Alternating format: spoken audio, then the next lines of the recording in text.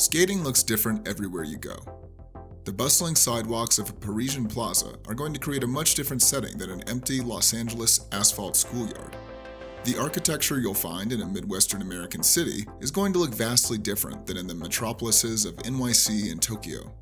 A DIY built by skaters in the Pacific Northwest is definitely not the same as the parks disguised as sculptures hidden in plain sight in European cities. And not only does the culture and architecture of a certain place define what the skating looks like, but the natural environment plays a large role too. The skating and how it's documented is influenced by location-specific climate and geography. From filming the gray, cloudy atmosphere in the islands of the United Kingdom, to documenting the eternally sun-drenched deserts of the southwestern United States, where you're physically at on the globe will be a large determining factor in deciding what is available to skate and what it's going to look like on video or in photographs. So how can producers of skate media utilize the characteristics of the places they skate to create work that's in reference to that location? Well, let's take a look at where I'm from. The southwestern United States, particularly New Mexico and Arizona, are largely desert ecosystems, which results in them being hot, dry, and relatively sparse in terms of plant growth. Large desert cities in the United States formed much later in time compared to their coastal and plainland counterparts, a time when transportation of both people and utilities was much easier, meaning that the urban areas tend to grow wide instead of high, resulting in a lack of tall buildings except for downtown areas, meaning that the expanse of the city isn't blocked by anything but the nearby mountains.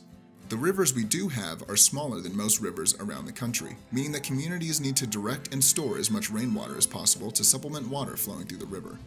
After hundreds of years of technology innovation from the Native American peoples that originally settled this area, as well as Spanish colonizers in the past and the industrial American government in the recent present, large and robust arroyo systems have been a huge help in solving this water problem. In larger communities like Albuquerque, New Mexico and Phoenix, Arizona, this has resulted in endless concrete arroyos of all shapes and sizes with complex tunnel systems running throughout the cities that are, unless it's raining, which is rare, completely empty and dry. So what should skating and the documentation of it look like in this setting if someone wanted to make a video that represented the location? Right now, I'd say the O'Shea brothers' third entry in their A Happy Medium series is the most specifically southwestern looking skate video. Not only was it packed with the unique and interesting ditches famous to the region, it even featured a full tunnel section in John Mata's part. This means there's tons of ditch bombs, creative and boundary-pushing ditch and bank tricks due to the abundance of highly advanced arroyo systems and technology, architecture inspired by the Spanish colonial look unique to the region, and a lot of wide-open space.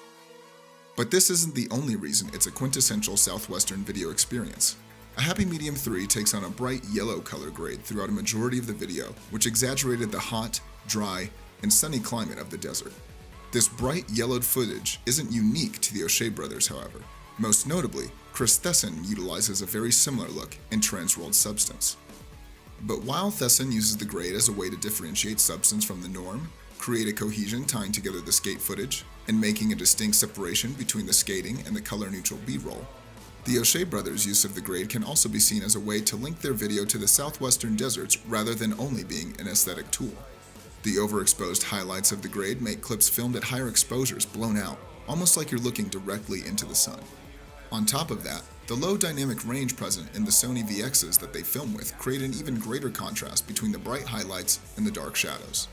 The yellow hue of the grade adds a strong color cast to everything from the spots to the skaters themselves, referencing the dirt and sand that Phoenix and other Arizona cities are built on top of.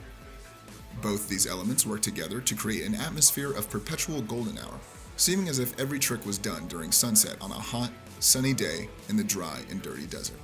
This creates a strong cohesion throughout the entire video from clip to clip, making it so that even the footage from other locations like California still have this southwestern atmosphere. Now that's enough about the desert. Why don't we move on to something with a little more moisture? Well, besides that Josh Hawkins part, of course. How about England? Jacob Elliott Harris's Atlantic Drift series is one of my favorite video projects going on in skateboarding right now. The Atlantic Drift mini videos feature Isles skate team who's based in the British Isles.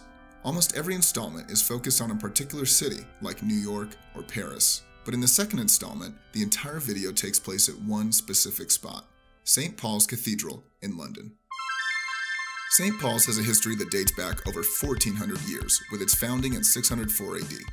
Going through changes throughout the centuries, a large fire burned down the church in the 17th century, allowing for the current cathedral to be built on the land where the original church once stood by Britain's most famous architect, Sir Christopher Wren.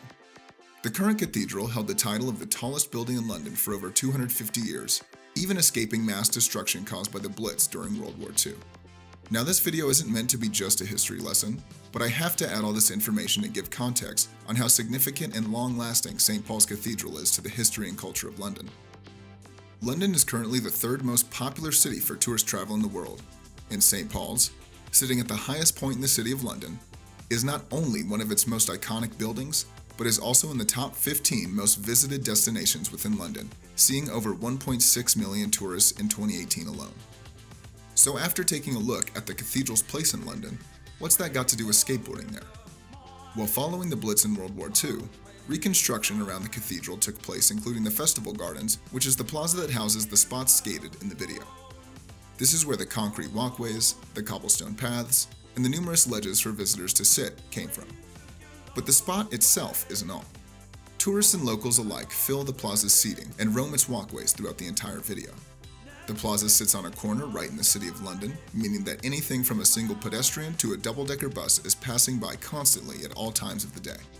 Because of all this, the skating is focused more on technical ledge tricks and fast-paced or long lines that utilize all the ledges and curbs available, as well as gaps and drops that take advantage of the many stair sets and out ledges all around the perimeter of the plaza. Tons of fisheye VX that is not only needed for all the lines and adds to the quick-paced nature of the skating, but also reminiscent of the filming style of the street plaza craze of the 90s and early 2000s. The skate footage is complemented by the 16mm B-roll of tourists taking pictures of St. Paul's and posing for photo ops with the iconic London phone booths near the plaza, newlyweds coming from the cathedral, and even just people out for a walk. The footage is color neutral and, especially the 16mm clips, relatively low in contrast, not only an aesthetic choice, but also a reference to and result of filming on a cloudy island like England.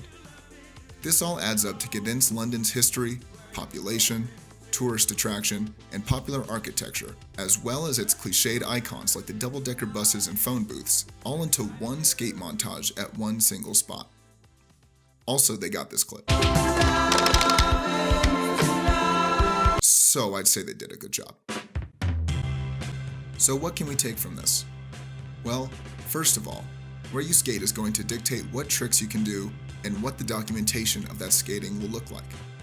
So use those things to your advantage. You can make the city or region you're in just as much a star of the photos or video as the skaters themselves. And don't be afraid to get creative with how you represent that.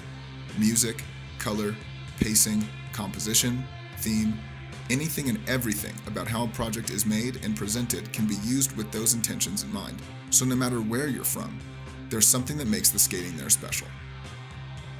This has been Alex with Loose Trucks. Thank you for watching.